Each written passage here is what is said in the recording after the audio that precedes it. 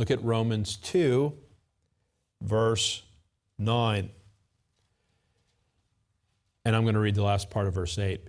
But obey unrighteousness, indignation and wrath, tribulation and anguish upon every soul of man that doeth evil, of the Jew first, and also of the Gentile. So every soul of man that doeth evil, which is all mankind, as we've seen from the prior verses, they have to receive unrighteousness, they have to receive indignation, wrath, tribulation, and anguish. Get with me Revelation 21, verse 8.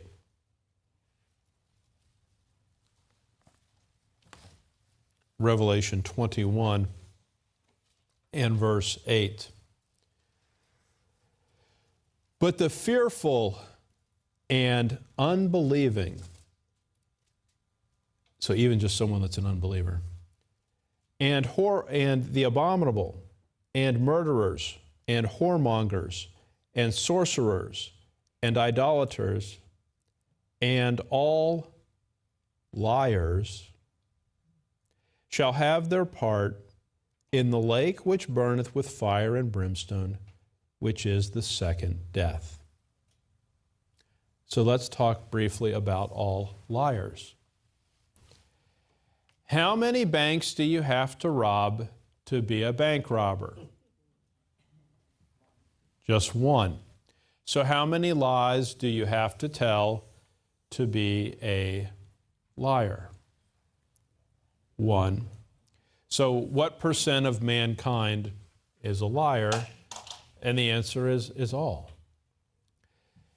And what Revelation 21:8 establishes is that all of mankind, even the ones that may appear to be most righteous in man's eyes, deserve the lake of fire. Because if all you ever did was tell a lie, that would make you a liar, and all liars shall have their part in the lake which burneth with fire and brimstone.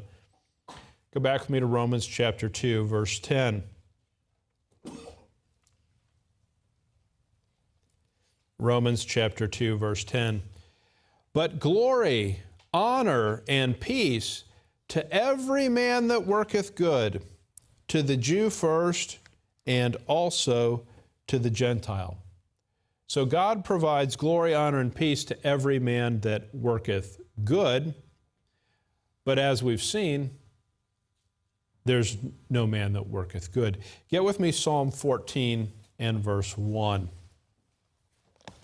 Psalm 14.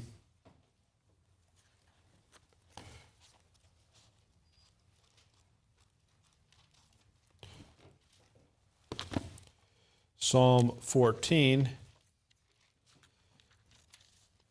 and verse 1.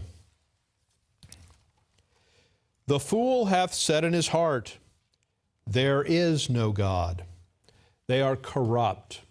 They have done abominable works. There is none that doeth good. Now, just as a recall, in Romans 2:10, it's talked about to every man that worketh good. But how many men are there that work good? Well, there's none, because there is none that doeth good. Look at verse 3. They are all gone aside. They are all together become filthy. There is none that doeth good, no, not one. Psalm 53, we won't turn there, but Psalm 53 is very similar to Psalm 14. Now go back with me to Romans 2, verse 10.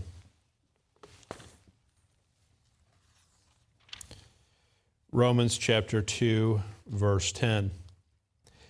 It says, but glory, honor, and peace to every man that worketh good. And then it says, to the Jew first, and also to the Gentile. So why does verse 9 and why does verse 10 say to the Jew first? There are three places in Scripture where it speaks of the Jew first. It's Romans 2:9, Romans 2:10, and let's look at Romans 1:16.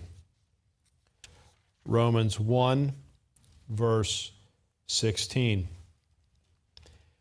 For I am not ashamed of the gospel of Christ, for it is the power of God unto salvation, to everyone that believeth, to the Jew first, and also to the Greek.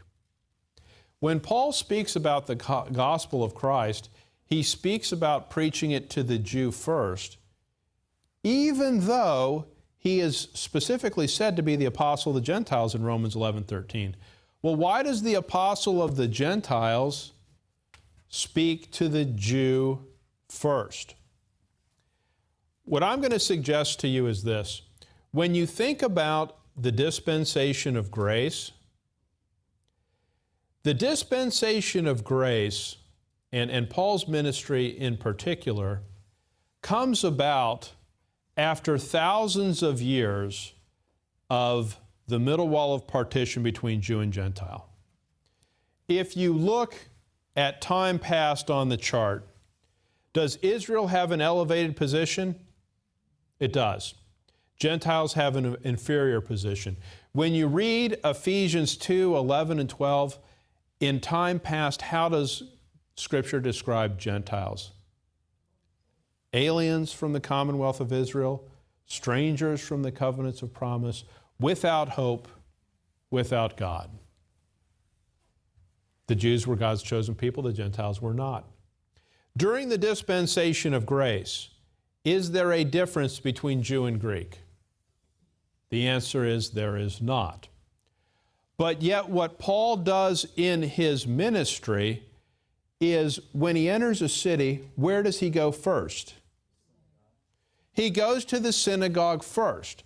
And the reason why he has to do that is God has made a dispensational change. It is no longer the case that the Jews have a preferred position over the Gentiles, but given that the Jews historically were God's people, Paul has an obligation to go to them first. And that's why he does that in Romans 1:16. That's why he does that in Acts 17 in Thessalonica and in other places. Get with me 1 Peter 4, verse 17. 1 Peter 4, verse 17.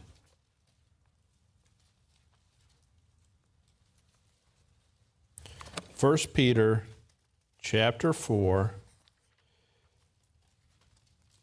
and we'll look at verse 17. For the time is come that judgment must begin, and then what does it say? At the house of God.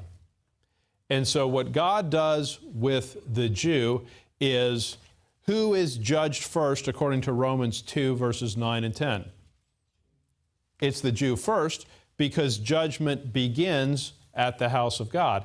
Now it begins at the house of God, but then where does it extend? It extends to all of humanity.